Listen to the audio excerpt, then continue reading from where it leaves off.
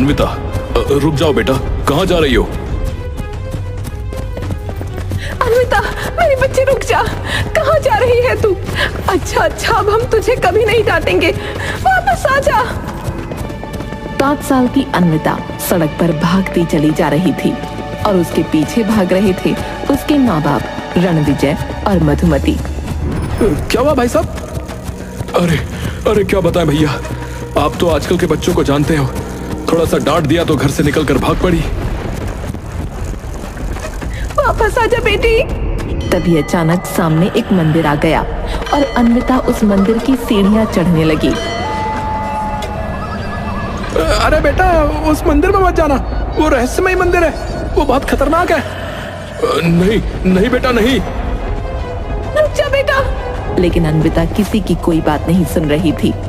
वो भागती हुई उस मंदिर में चली गई। रणविजय और मधुमती भी उसके पीछे जाने लगे। अरे भाई साहब, ये मंदिर सही नहीं है, वहां मत जाइए, बता रहा हूँ। जो भी हो, हमें अपनी बेटी को बचाना है। वो दोनों अंदर गए, पर अन्विता कहीं नजर नहीं आई। मंदिर में चारों तरफ अजीब सा सन्नाटा छाया हुआ था। ये अन्विता कहाँ गायब हो गई? अन्विता बाहर आ जा। अन्विता, हमारी बात मान ले, बाहर आ जा। कब तक यहाँ छुपी रहेगी?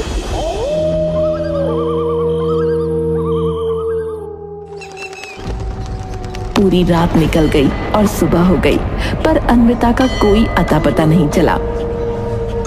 सबने कहा कि ये रहस्यमय मंदिर अन्विता को निगल गया है, क्योंकि इसका कोई और एंट्री या एग्जिट गेट नहीं है। शायद ये लोग सही कह रहे हैं। मैंने भी इस मंदिर के बारे में बहुत सुना है। ये मंदिर सचमुच रहस्यमय है। हमारी अन्विता अब नहीं रही। चलिए। अन्विता को छोड़कर कैसे? मैं आपकी बात समझ रही हूँ, पर अब कोई फायदा नहीं है। रणविजय हार मानकर लौट गया।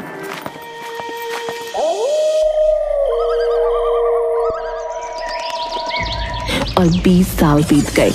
आज रणविजय और मधुमती अपनी छोटी बेटी सिया के साथ एक अच्छा जीवन जी रहे थे, लेकिन अन्विता को लेकर उनके दिल में अभी भी एक बेचैनी थी। उनका घर बहुत बड़ा था। उन्होंने अपने घर के आधे हिस्से में अनाथालय बना लिया था। इसके लिए सब लोग उनकी बहुत तारीफ करते थे। अरे भाई साहब, आपने तो बहुत नेक काम किया है। अनाथालय बनाकर आपने समाज में बहुत बड़ा योगदान दिया भाई साहब। मेरी बड़ी बेटी अन्विता जब खो गई थी, तब मेरे दिल में एक खालीपन रह गया था। मैंने सोचा, जो मैं अपनी बेटी के लिए नहीं कर पाया, वो मैं इन अनाथ बच्चों के लिए करूंगा। यह अनाथालय उसी की याद में बनवाया है। ये तो बहुत अच्छी बात है भाई साहब। एक दिन रणविजय और मधुमती अपनी कार में कहीं जा रहे थे। मधुमती कुछ बोल रही थी, लेकिन रणविजय का ध्यान कहीं और ही था। रास्ते में अचानक रणविजय ने कार रोक दी। मधुमती चौंक गई और इधर उधर देखने लगी कि रणविजय ने कार क्यों रोकी है। क्या हुआ? तुमने कार क्यों रोकी? देखो, ये वही मंदिर है जहां अन्विता खो गई थी। हाँ, लेकिन तुम इसे भूल क्यों नहीं चाहते? 20 साल गुजर चुके हैं, हमें आगे बढ़ना चाहिए।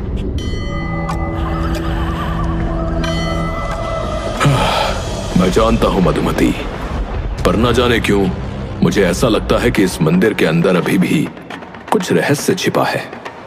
चलो एक बार फिर से अंदर चलते हैं, शायद इस बार हमें कुछ मिले, कोई जवाब। रणविजय, तुम इस बारे में बहुत ज्यादा सोचते हो। हमें इस बात को पीछे छोड़ देना चाहिए।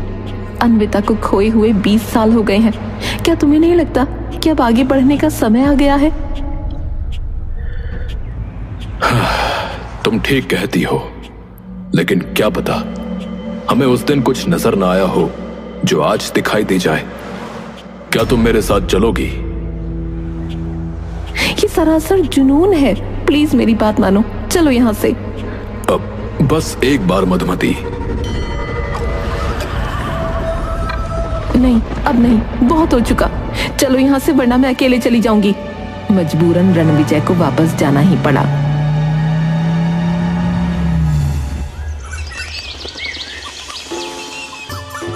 फिर एक दिन सिया की दोस्त रवीना उसके घर आई हुई थी। दोनों बैठकर हंसते मुस्कुराते हुए बातें कर रही थीं। घर का माहौल खुशनुमा था और उनकी मस्ती मजाक से घर गूंज रहा था।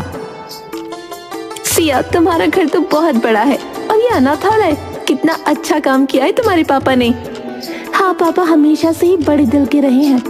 ओहो, अच्छी बात है। दोनों हंसते हुए अपने बचपन के किस्से याद कर रही थीं।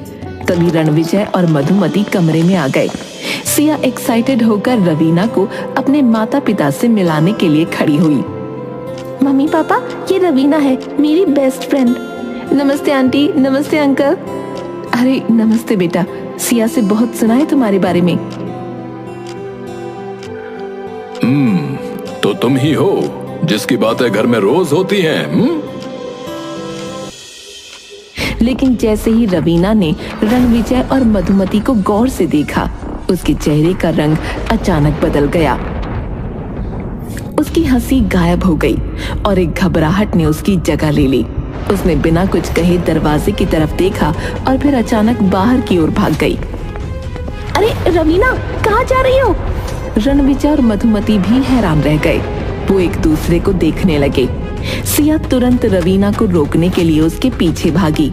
रवीना बिना रुके घर से बाहर भागती चली गई। सिया भी उसके पीछे पीछे दौड़ रही थी। रवीना रुक जाओ, क्या हुआ है? अरे क्यों भाग रही हो? कई गली मोहल्लों को पार करते हुए वो घर से काफी दूर निकल आई।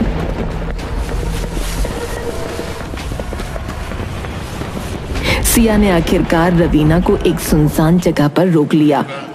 रवीना, क्या हुआ है? तुम अचानक क्यों भाग गई? रवीना के चेहरे पर डर और घबराहट साफ झलक रही थी। वो कुछ देर तक चुप रही और फिर बोली, सिया, जो मैं कहने वाली हूँ वो तुम किसी से नहीं कहोगी, वादा करो। क्या बात है रवीना, मैं वादा करती हूँ, तुम बताओ तो सही। सिया, मैं रवीना नहीं हूँ, मेरा असली नाम अन्विता है। वही अन्विता जो बचपन में उस रहस्यमय मंदिर में खो गई थी। सिया ये सुनकर चौंक गई। उसकी आंखों में हैरानी और खुशी के आंसू एक साथ झलक आए। क्या तुम अन्विता हो? लेकिन तुम बची कैसे और तुम घर से क्यों भाग रही हो? मैं इस घर को भूल गई थी, इसलिए यहाँ चली आई, मुझसे गलती हो गई। ये कहकर वो वहां से भाग गई और सिया उसकी ओर देखती रह गई। उसकी आंखों में सवाल और उलझन थे, लेकिन वो उसे रोक ना पाई। सिया जब घर वापस आई तो रणविजय और मधुमती बेसब्री से उसका इंतजार कर रहे थे। जैसे ही सिया घर में दाखिल हुई, दोनों ने उसे घेर लिया। सिया, रवीना अचानक भाग क्यों गई? क्या हुआ था? बेटा हमें बताओ, क्या बात है? सिया ने एक पल के लिए सोचा, लेकिन फिर उसने चुप रहने का फैसला किया। वो अपने वादे को निभाना चाहती थी। मम्मी पापा, मुझे कुछ नहीं पता, रवीना बस यूं ही भाग गई थी। सिया झूठ मत बोलो, हम तुम्हारे माता पिता हैं, हमें सच बताओ। बेटा हम तुम्हें कुछ नहीं कहेंगे, बस हमें बता दो कि क्या हुआ था। लेकिन सिया ने सिर झुका लिया और चुप रही। रणविजय ने उसके कंधे पर हाथ रखा और गुस्से में उसे हिलाया। सिया, अगर तुम हमें सच नहीं बताओगी तो ये तुम्हारे लिए अच्छा नहीं होगा। बताओ क्या हुआ था? पापा, मैंने रवीना से वादा किया था कि मैं किसी को कुछ नहीं बताऊंगी। रणविजय का गुस्सा बढ़ता जा रहा था। उसने सिया को जोर से पकड़ा और उसे झकझोरते हुए डांटने लगा। सिया, अब और नहीं, हमें सब कुछ बताओ, वरना। पापा, रवीना, असल में वो रवीना नहीं है, वो अन्विता है। वही अन्विता जो बचपन में उस रहस्यमयी मंदिर में खो गई थी। सिया के मुंह से ये सुनते ही रणविजय और मधुमती के होश उड़ गए। उन्हें अपने कानों पर यकीन ही नहीं हुआ। दोनों के चेहरे लाल पड़ गए। क्या अन्विता, हमारी अन्विता जिंदा है? सिया, हमें उसका पता दो, हमें उसे ढूंढना होगा। सिया ने अन्विता के घर का पता दे दिया। रणविजय और मधुमती तुरंत उसे ढूंढने के लिए निकल पड़े और सिया भी उनके पीछे पीछे गई।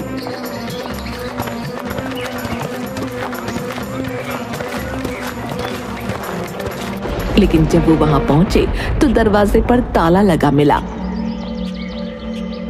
उन्होंने आसपास के लोगों से पूछा तो एक आदमी ने बताया, हाँ, ये पुजारी जी का घर है। वो लोग थोड़ी देर पहले ही यहाँ से निकले हैं, बैग लेकर। लगता है कहीं जाने की तैयारी कर रहे थे। ये सुनकर रणविजय और मधुमती ने जल्दबाजी में रेलवे स्टेशन की ओर दौड़ लगा दी। सिया भी उनके साथ चली गई। उन्होंने स्टेशन पर बहुत तलाश की, पर उन्हें वहां कोई नहीं मिला। इसके बाद वो बस स्टॉप की ओर चले गए। वहां पहुंचते ही उनकी नजर अन्विता पर पड़ी, जो एक पुजारी के साथ खड़ी थी। अन्विता, कहाँ जा रही हो तुम? ओह माय गॉड, ये लोग यहाँ। उन लोगों को आता देख अन्विता और पुजारी तेजी से वहां से भाग निकले। रणविजय और उसके परिवार ने उनका पीछा जारी रखा और भागते भागते वो लोग एक बार फिर उसी रहस्यमयी मंदिर में पहुंच गए। लौट घूमकर आखिर हम वहीं आ गए। अन्विता और पुजारी मंदिर के अंदर गए और देखते ही देखते गायब हो गए। रणविजय, मधुमती और सिया भी मंदिर के अंदर पहुंचे। रणविजय अचानक जोर जोर से चिल्लाने लगा, अन्विता, बाहर आजा। इस बार मैं तुझे नहीं जाने दूंगा। सुन रही है तू? सिया अपने पिता के इस बर्ताव से हैरान रह गई। उसे समझ नहीं आ रहा था कि उसके पिता अपनी बेटी से इस तरह एक दुश्मन की तरह क्यों बोल रहे हैं। पापा, आप इस तरह क्यों बोल रहे हैं? वो तो आपकी बेटी है, फिर आप? तुम चुप करो सिया, तुम कुछ नहीं जानती। उसी समय अन्विता अचानक उनके सामने आ गई। उसके चेहरे पर अब डर नहीं था। पुजारी उसे रोकने की कोशिश कर रहा था, लेकिन वो नहीं रुकी। रुक जा मेरी बच्ची, रुक जा। नहीं, अब बहुत हो गया। मैं बहुत भागने की कोशिश कर चुकी हूँ, लेकिन अब और नहीं। अन्विता ने गहरी सांस ली और फिर सबके सामने सच्चाई बयान करने लगी। उसने बताया कि वो लोग उसके माता पिता नहीं बल्कि चाचा चाची हैं और वो बचपन में रणविजय और मधुमती से डरकर नहीं भागी थी, बल्कि इसलिए भागी थी क्योंकि ये लोग उससे जबरदस्ती उसकी प्रॉपर्टी के पेपर्स पर साइन करवाना चाहते थे। मुझे अपने माता पिता के मरने के बाद पता चला कि ये लोग मेरी प्रॉपर्टी हड़पने के लिए मुझसे दस्तखत करवाना चाहते थे। ये लोग ही मेरे माता पिता की हत्या के पीछे थे, जिसे दुनिया ने एक एक्सीडेंटल मौत समझा। और हाँ, वसीयत में लिखा था कि अगर मैं मर गई तो वो प्रॉपर्टी चैरिटी में चली जाएगी। इसलिए इन लोगों का प्लान ये था कि प्रॉपर्टी अपने नाम करवा के मुझे भी मार देना चाहते थे। जब मैं गायब हो गई तो इन्होंने मेरी प्रॉपर्टी पर अनाथालय बना दिया, जिसे दुनिया इनकी चैरिटी समझती है। वो असल में इनकी मजबूरी है। ये सुनते ही रणविजय और मधुमती के चेहरे का रंग उड़ गया। सिया के मन में भी अपने माता पिता के प्रति गुस्सा भर गया। उसने अपने माता पिता की ओर गुस्से से देखा और बोली, पापा, मम्मी, क्या ये सच है? आप लोगों ने ये क्यों किया? तो चुप रह सिया। तू इतने सालों से कहाँ गायब थी? क्या हुआ था उस दिन? जब मैं उस दिन यहाँ आई थी तो मुझे पुजारी जी मिले। उन्होंने मुझे इस मंदिर के खुफिया तहखाने में छिपा लिया। ये मंदिर अपनी रहस्यमयी कहानियों के लिए मशहूर था, इसलिए लोगों ने मान लिया कि मंदिर मुझे निगल चुका है, लेकिन असल में इस मंदिर में ऐसा कुछ भी नहीं है। भगवान की कृपा थी कि उस दौरान मैं यहाँ पूजा करने आता था।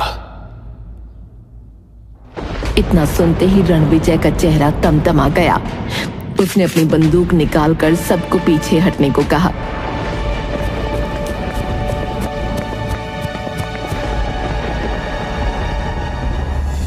मैंने इस दिन का बहुत वेट किया है, अब और नहीं।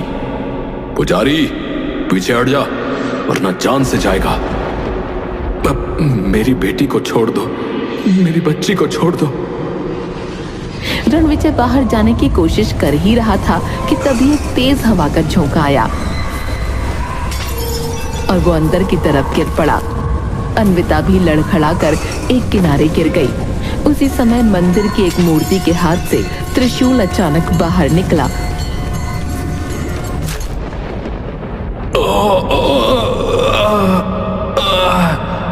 रणविजय!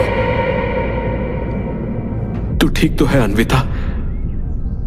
हाँ, मैं ठीक हूँ। जल्दी चलो यहाँ से। अब डरने की और भागने की जरूरत नहीं है। मैंने पुलिस को फोन कर दिया है। पुलिस मौके पर पहुंची और रणविजय और मधुमती को गिरफ्तार कर लिया। मैंने गलत कहा था कि ये मंदिर रहस्यमय नहीं है। ये मंदिर बिल्कुल रहस्यमय है। इसने पिछली बार भी मुझे बचाया था और इस बार भी बचाया। बिल्कुल सही कहा तूने। इसके बाद अन्विता पुजारी के साथ अपने असली घर की ओर लौट गई, जहां उसका बचपन खो गया था।